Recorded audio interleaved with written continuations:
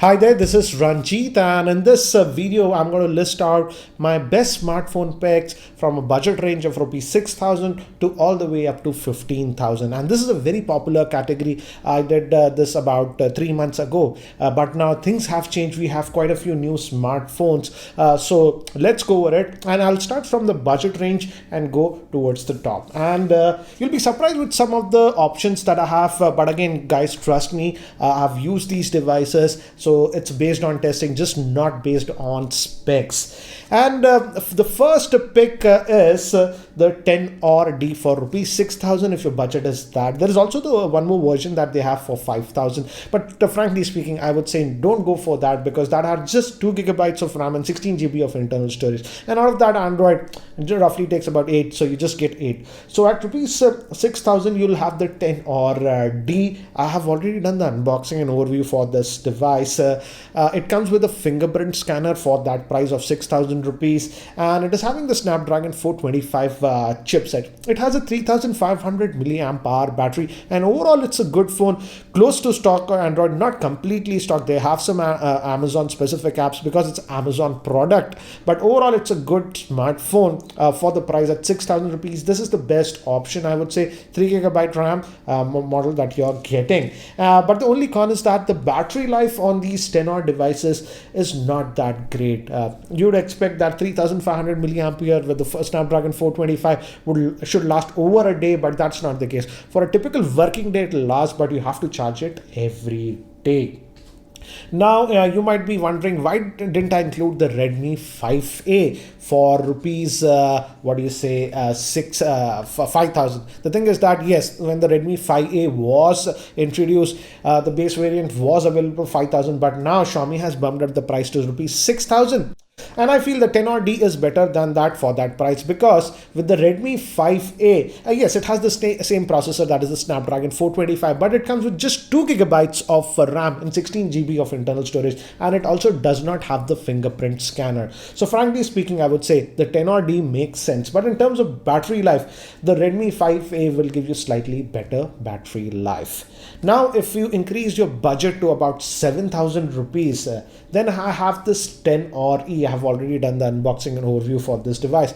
Now you're getting a 5.5 inch screen. That is a full HD 1080p screen, and as you can see, you get even a fingerprint scanner on this. This is powered by the Snapdragon 430 chipset, and this comes with 3 gigabytes of RAM and 32 GB of internal storage, and it has a 4,000 milliamp hour battery. Again, you'll expect 4,000 milliamp hour battery with the Snapdragon 430 chipset. It should last great, but the battery life again is average on this. It will last for a typical working day, but don't expect anything more than that. That is the disappointment that I have with the 10 devices.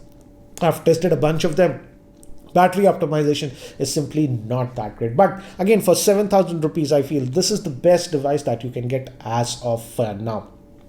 We also have the Redmi Y1 base variant for this price, but again, that also comes with just 2 gigabytes of RAM and 16 GB of internal storage. Yes, the selfie camera is better on the Y1, but I would say RAM and 16 GB of internal storage is pretty limited. Now, moving to a budget of about 8,000 rupees, and this is a strange pick. This is the Smartron T Phone P. When it was launched, it was priced at around about 10,000, but now the price has dropped down to 8,000 rupees, and for that price, I would say this is a very good phone if battery life is the highest priority for you, because this comes with a 5,000 milliamp hour battery, and even though it has that 5,000 milliamp hour battery, it is not very heavy, and the build quality is actually very good. It has a responsive fingerprint scanner. It's powered by the Snapdragon 435 chipset, is slightly better, and it has a 5.2 inch screen, but it's a 720p screen. But don't be bummed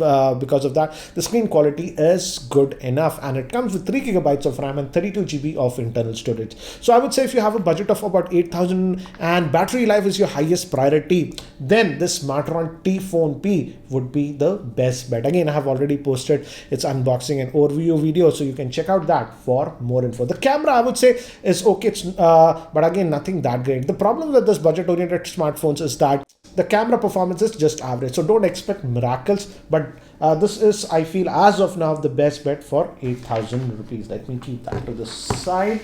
Now, again, this is the phone that we have. If your budget is about 9,000 rupees. There is also one more variant of this phone that sells for 8,000 rupees, and yes, this is the Redmi 5.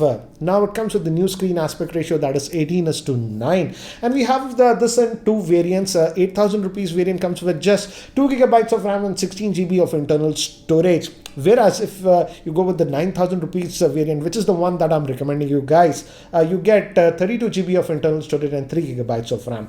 And this is powered by the Snapdragon 450 SoC, which again is one of the most powerful in these budget lineup of smartphones, and it's also a very efficient processor. And you also get the screen quality is also actually pretty good on this. It's a 720p HD plus display, but the screen quality is actually very good on this one. So if your budget is 9,000 rupees, I would say this would be the best bet as of now. There is also one more smartphone. I won't fully recommend this one, but if the price falls, you can consider this one. Currently, this is the Infinix Hot S3, and if camera is your highest priority, I would say you can have a look at this. Currently, it's priced at 9,000, but again, we do have some sales on Amazon and Flipkart from time to time. And if the price falls down to about 8,000, you can certainly have a look at this one.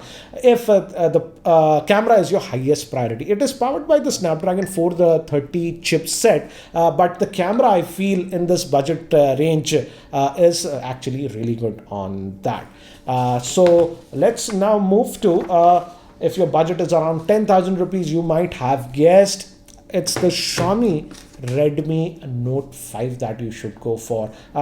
It's actually, in terms of looks, it's very close to the Redmi 5, as you can see, but this has slightly bigger screen. This is almost 6-inch screen, that is 5.99, but this is a full HD plus display, and also the processor is better on this. It is having the Snapdragon 625 chipset, and it comes with 3 gigabytes of RAM and 32 GB of internal storage, and it has even better battery. That's a 4,000 milliamp hour battery. So as I was saying, for 10,000 rupees, this one would be your best bet. That is the Redmi Note 5. Now, if your budget is about 11,000 rupees and you want a stylish looking phone, then you can seriously have a look at this Honor 9 Lite. In terms of camera, again, this is better than the Redmi Note 5. This has actually 4 cameras, 2 at the back, 2 at the front. And in terms of styling, as you can see, this is the most stylish phone in this entire lineup. It has that glass back. Yes, it makes it fragile, but if looks are your highest priority and the front facing camera performance is also your highest priority, then you can have a look at this Honor 9 Lite. The 11,000 rupees variant, that will come with 3 gigabytes of RAM, 32 GB of internal storage. Screen size is 5.65 full HD plus. That's the 18:9 aspect ratio. And biggest thing is the front facing camera is actually among the best in this range for this one, and it's a very stylish smartphone. So certainly you can have a look at the Honor 9 Lite. Now moving to a budget of about 13,000, if you have that kind of a budget, again there is this Honor 7X that you can go for.